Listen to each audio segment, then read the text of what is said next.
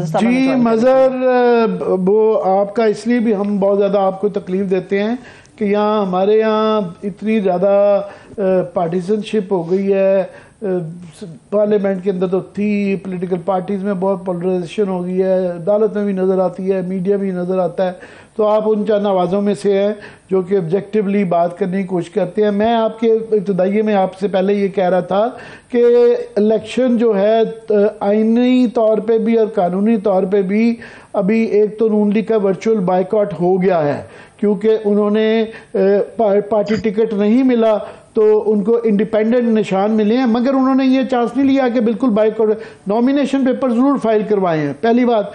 दूसरा जो है ये 27 कट ऑफ डेट थी जिसके बाद इलेक्शन कमीशन को पैसे जाने चाहिए। तो अदालत से भी जो उम्मीद थी कि जनाब जो एतजाज़ हसन जैसे लोग कह रहे थे और जूरिस्ट कह रहे थे कि ये इम्प्लीमेंटेशन करवाएंगे, तो वो भी पीछे हट गए हैं। ये डायलॉग वाली पिटिशन के ऊपर ज़्यादा बात हो रही है और जो इम्प्लीमेंटेशन वाली थी, जो कॉन्स्टिट्यूशनल पिटिशन 5 नंबर थी, उसका कोई जिक्र नहीं हो रहा। आप कैसे देख रहे हैं?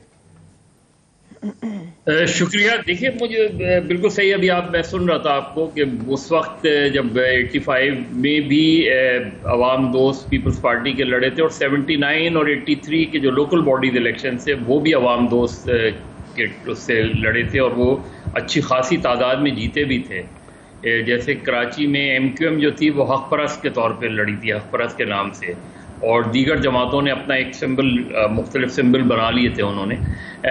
और वो भी ठीक है कि बेनज़ीर भुट्टो ने 85 के इलेक्शंस में पार्टिसिपेट, MRD ने पार्टिसिपेट नहीं किया था तो उसको रिग्रेट किया था उन्होंने। लेकिन मुझे अब नहीं लग रहा, मुझे नहीं लगता कि मुस्लिम लीग नून, ज़ाहिर है इस तरह के अगर उनको इलेक्शन सिंबल मिलेंगे मरीम नवाज साहिबा को या दूसरों को, तो मुस्लिम लीग नून अगर, जो कि जिस चीज़ का बहुत कम इम्कान है, मेरा ख्याल है नामुमकिनात में से है कि 14 मई को इलेक्शन हो, जो बातचीत हो रही है, जो 2 राउंड हुए हैं वो कि बाहर हमें पब्लिकली बहुत ही मुख्तलिफ पोस्चर नज़र आता है, लेकिन दोनों डेडलॉक में जो पार्टिसिपेंट्स हैं उनके जो रद्दमल मीटिंग के बाद होते हैं और वो होते हैं, उसमें कोई बहुत ज़्यादा मुझे नेगेटिविटी नज़र नहीं आई। यानी बाहर निकल के किसी ने ये नहीं कहा कि डेडलॉक आ गया है। इवन हद तो ये है कि जो चौधरी परवेज़ इलाही के घर पे छापा पड़ा इतने कई घंटे तक, उसके बाद भी, उसके फ़ौरन बाद भी शाह महमूद कुरैशी और इसहाक डार के दरमियान गुफ्तगू हुई।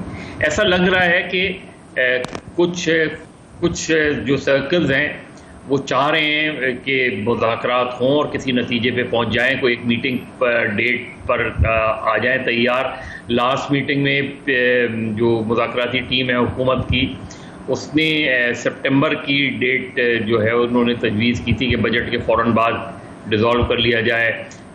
अभी इमरान खान का पब्लिक पोस्टर तो यही आया कि 14 मई से पहले असम्बलियाँ डिज़ोल्व कर लें, लेकिन मेरा ख्याल है मुज़ाकरात की टीम जब बैठेगी कल, तो उसमें, और कल मुज़ाकरात होना बहुत पॉजिटिव है, क्योंकि PTI ने परवेज़ इलाही के घर पे छापे के बाद मुज़ाकरात मुअत्तल नहीं किए और वफाकी हुकूमत ने भी अपने आप को डिस्टेंस किया उस रेट से।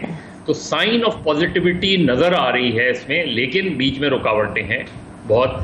और अगर कि इस पर एग्रीमेंट नहीं होता तो 14 मई को कैसे इलेक्शन होंगे मुझे तो नहीं समझ रहा, मुझे नहीं लग रहा 14 मई को इलेक्शन होंगे।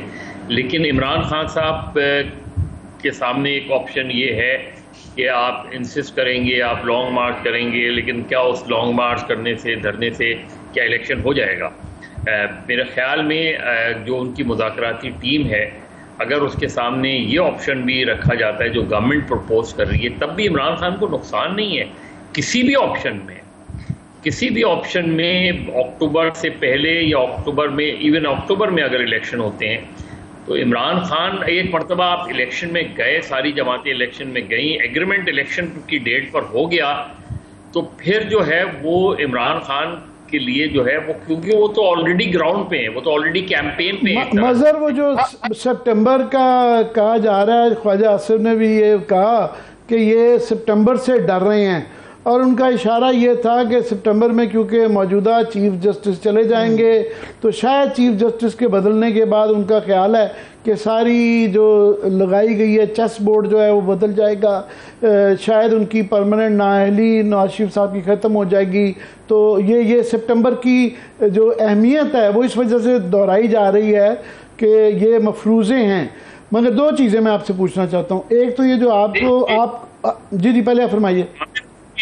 आमिर देखें, नवाज शरीफ साहब की अव्वल तो नाअहली ख़त्म होती है या नहीं होती इसके बारे में तो नहीं कह सकते, लेकिन आमतौर पे हम जब ये बना लेते हैं कि ये अगर चीफ जस्टिस आ गए तो शायद सूरत हाल में बड़ी तब्दीली आ जाएगी। एक मरतबा चीफ जस्टिस बन जाता है, जिस तरह एक मरतबा आर्मी चीफ बन जाता है तो फिर वो चीफ होता है, वो चीफ जस्टिस होता है, वो आर्मी चीफ होता है। काजी फायज़ ईसा के बारे में भले आप किसी का कोई परसेप्शन हो, लेकिन जब वो चीफ जस्टिस बनेंगे तो मेरा ख्याल है वो बहुत मुख्तलिफ चीफ जस्टिस भी हो सकते हैं, साबित हो सकते हैं। फियर क्या है मेरा, अगर फ़र्ज़ करें नवाज शरीफ बहाल हो जाते हैं, फ़र्ज़ करें नवाज शरीफ की नाअहली ख़त्म हो जाती है, तो क्या होगा? तो क्या इमरान खान की मकबूलियत जो है वो, क्या इमरान खान की मकबूलियत माइनस नवाज शरीफ है सिर्फ? हाँ, नवाज शरीफ आएंगे तो मुस्लिम लीग नून में ज़रूर एक जान पड़ेगी, एक वो आ जाती है, लेकिन ये भी मफरूज़ा है ना कि नवाज शरीफ फायज़ ईसा आ गए तो नवाज शरीफ बहाल हो जाएंगे। एक मफरूज़े की बुनियाद पर जो है वो नहीं बनाया जा सकता। आपकी स्ट्रेंथ ये होती है कि आपकी स्ट्रेंथ है, आपके पीछे लोग हैं, कम वोट में कोई भी आ जाए सामने, आपके पीछे लोग हैं। तो मेरा ख्याल है PTI को किसी भी तरीके से, अगर PTI ने ये टॉक्स या किसी एग्रीमेंट पे नहीं पहुंचती PTI उनके साथ, तो फिर PTI को इसलिए नुकसान ज़्यादा हो जाएगा कि फिर इलेक्शन तो अक्टूबर से आगे भी जा सकता है। फिर आप क्या करेंगे? मैं आपसे एग्री करता हूं कि अक्टूबर में कोई ऐसी चीज़, जब तक जो मुल्क के हालात हैं इक़्तिसादी तौर पे ख़ास तौर पे, कोई लगता नहीं है कि इससे कुछ जो उनकी वेव चल रही है उसमें कोई बड़ी दरार आएगी। मगर उनको मेरा ख्याल है दो डर हैं। एक तो ये है कि जिस तरीके से परवेज़ इलाही का, हालांकि आप बड़े उनके कई चीज़ों पे नाक़िद रहे हुए हैं, और जिस तरीके से बख्तरबंद बाड़ियों के साथ गेट तोड़े गए हैं वो बहुत ज़्यादा एक्सट्रीम यूज़ ऑफ फोर्स था। तो ये डर है कि ये जिस नहज पे ये बातें चली गई हैं कि गोलियां भी चलती हैं, गेट भी तोड़े जा रहे हैं, गिरफ्तारियां भी बहुत एक्सेसिव यूज़ ऑफ फोर्स, तो उस पर डर है कि ये पता नहीं इंतहा इसकी कहाँ तक जा रही है, पहली बात। दूसरा, आपका मैं फिर दोबारा रिपीट करता हूँ कि आपको ये जो मुस्बत अंदाज से आप देख रहे हैं कि रिज़ल्ट्स के इस शायद नतीजा निकल आए, शाह महमूद कुरैशी तो लीड कर रहे हैं। मुझे तो नहीं उनकी स्टेटमेंट से आज कोई ऐसी मुस्बत बात नज़र आई। वो कह रहे हैं जी कल हम अदालत में जाके कह देंगे कि जनाब हमारा कोई तस्वीया नहीं हो रहा, तो मुझे उनके अंदाज से कोई मुस्बत पहलू नहीं नज़र आया। देखिए, फवाद चौधरी भी हार्ड लाइन लिए वो शायद और ज़्यादा हार्ड लाइन लिए हुए हैं लॉन्ग मार्च की, इमरान खान साहब ने भी। तो फिर कल मुज़ाकरात पे क्यों जा रहे हैं? अगर ये सारी बातें हैं तो PTI की जानिब से ये ऐलान क्यों नहीं आ रहा कि हम मुज़ाकरात नहीं कर रहे हैं? उनका कहना यह है कि जनाब जिस तरह ख्वाजा आसिफ ने कहा हुज्जत कि वो अदालत में, क्योंकि ये कहावत, ये हुक्म अदालत के बुनियाद पर ये पंचायती मुलाकात करवाई जा रही है, तो ये नहीं चाह रहे कि अदालत में ये कहा जाएगा नहीं हमने मुलाकात के लिए कोशिश नहीं की। दोनों तरफ से हुज्जत भी पूरी की जा रही है। देखिए आमिर, मुझे उसके बावजूद फ़र्ज़ करें ये डेडलॉक हो जाता है, ख़त्म हो जाता है, क्या PTI ये समझ रही है सीरियसली कि 14 मई को इलेक्शन हो जाएंगे? अगर वो इस मुज़ाकरात से बाहर आ जाते हैं, जाके कल कह देते हैं कि जी मुज़ाकरात नाकाम हो गए, वो नहीं मान रहे, तो PDM तो ये कहेगी कि जी हमने तो उनके सामने एक प्रपोज़ल रखा था, अभी तो उसका जवाब आना था। हमने प्रपोज़ल रखा था कि जी बजट के बाद हम वो कर देते हैं और सितंबर में इलेक्शन करा देते हैं, तो हमने तो कट ऑफ डेट दी थी, इनको प्रपोज़ की थी, इन्हें जवाब देना था आज।